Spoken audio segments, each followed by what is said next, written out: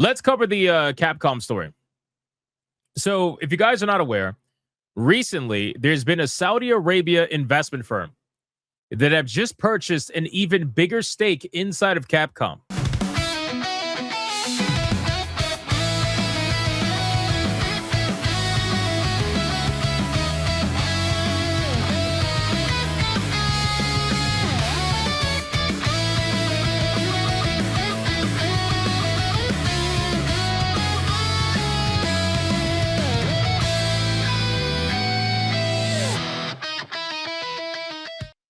Now, the reason why this is pretty huge is because if you guys are not aware, which I think you are, but if somebody's not aware, lately it seems like there's been a huge push from Saudi Arabia to target the entertainment sector pretty much everywhere, right? Especially in the US. And Capcom obviously has a major space in United States media, right?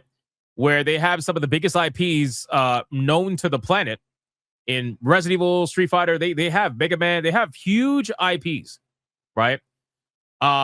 So seeing Saudi Arabia invest into Capcom and taking a bigger stake, I think it's not that far off before they have the biggest stake, which we're going to talk about in a second. But keep in mind, the Saudi Arabians are also buying out EA and taking that company private.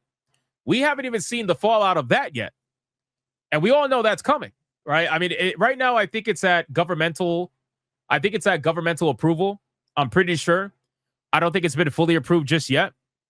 However, this is a little bit concerning because now it's like they're kind of everywhere, right? That's why I put in the thumbnail today that they essentially own it all, because it seems like they're going after some major hitters in the entertainment field. So Saudi Arabian investment firm, electronic gaming development company, that does not sound Saudi Arabian whatsoever, but I'll keep going, has increased its stake in Capcom, one of the game's industry foremost developer-publisher combos. This is probably due to Resident Evil 9's success.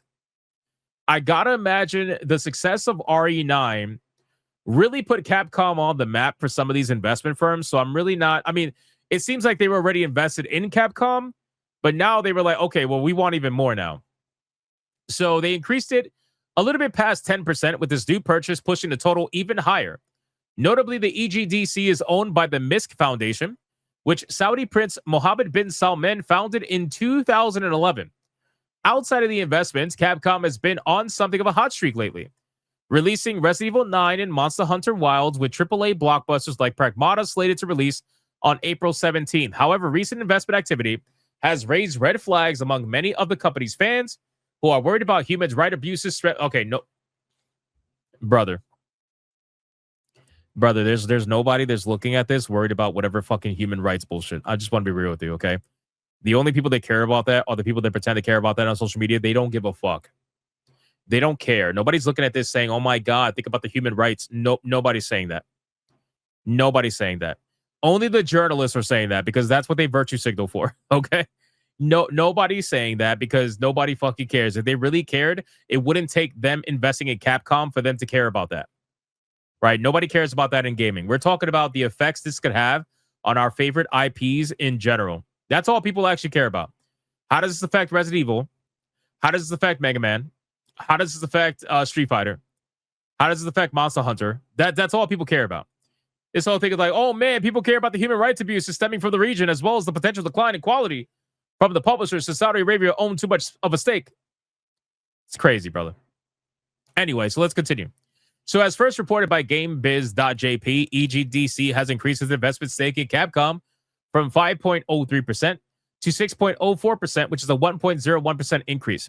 The numbers come via large-scale holding reports submitted to the Kanto Local Finance Bureau of April 6th. Notably, EGDC's initial 5.03% stake in Capcom came just last month, which could indicate that more purchases are on the way. Oh, they absolutely are. They absolutely are on the way. 100%.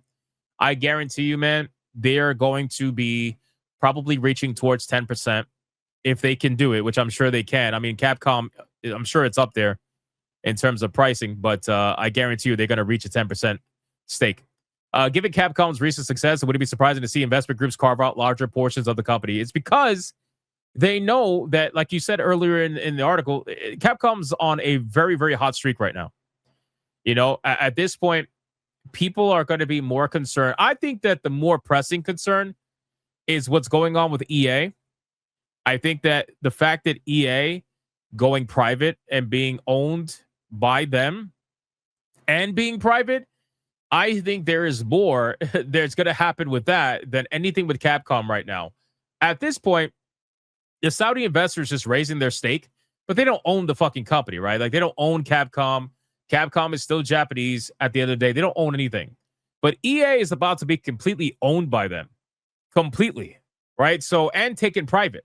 So that means you're never going to know what's happening with EA ever again. You're never going to get another investors call. You're never going to get another financial report. You're not going to get fucking anything anymore. It's going to be complete silence, radio silence.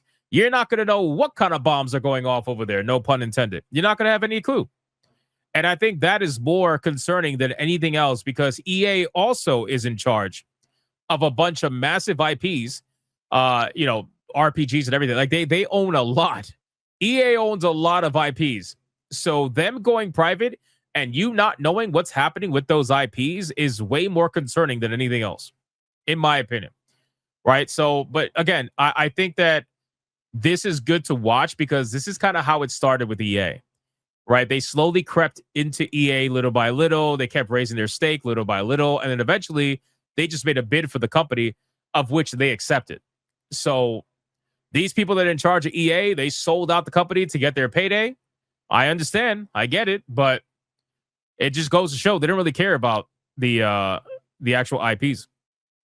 EGGC isn't the only major Saudi investor with a stake in Capcom. IR Investment First Co., which is based in Riyadh, has a roughly 6.6% stake in the company. While the investments are significant and appear to be happening on a rapid timescale, they're not happening so quickly as to be considered a hostile takeover of Capcom. Oh boy. Capcom is far from the only gaming giant Saudi Arabian investors have their eyes on.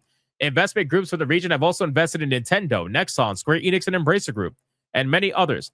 There's even a $55 billion deal aimed at taking EA private, which would be a dramatic shakeup for the company and the broader games industry. However, changes of that size often take years to complete, so fans may have some time before they see any major changes coming from EA.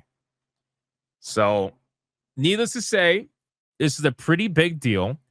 And even though it's a small scale big deal right now with Capcom, we could see what the final culmination of that small scale big deal when it becomes an actual big deal. And that's EA, right? Capcom can absolutely become EA. It's only a matter of time if they really wanted to do something like that with Capcom. I wonder how much, they're smart investments. They're very smart investments because they're targeting, well, except for Square Enix. Square Enix is fucking trash right now. But they are targeting companies that make a lot of money. They're targeting companies that have a lot of power, that have a lot of IPs, that just have a lot of cultural impact, especially cultural impact. They're targeting a lot of these companies that have all those things, and they're targeting them for a reason. Capcom is just another one of them. That's it. So, again, we'll follow up on this story if there's anything to follow up on, but I don't think we're going to see a follow-up on this for a long time because something like this takes, like they said, a very long time to happen. And we are quite a bit away from any of this going down. But what we are seeing is a slow but sure methodical approach to potential takeovers of these companies, starting with EA and working their way down as time goes on. Not so much Nintendo. I don't think Nintendo. But Nexon could definitely be it. Square Enix for sure, because they're fucking broke. And I mean, to be fair, nobody thought EA would be sold, let alone go private. Nobody thought that would happen. And look, that's happening. So we don't know what might happen. Anything's possible. In the world of money, anything is possible. So we'll see what happens. But that's basically it for that particular story regarding Capcom and Saudi Arabia investments.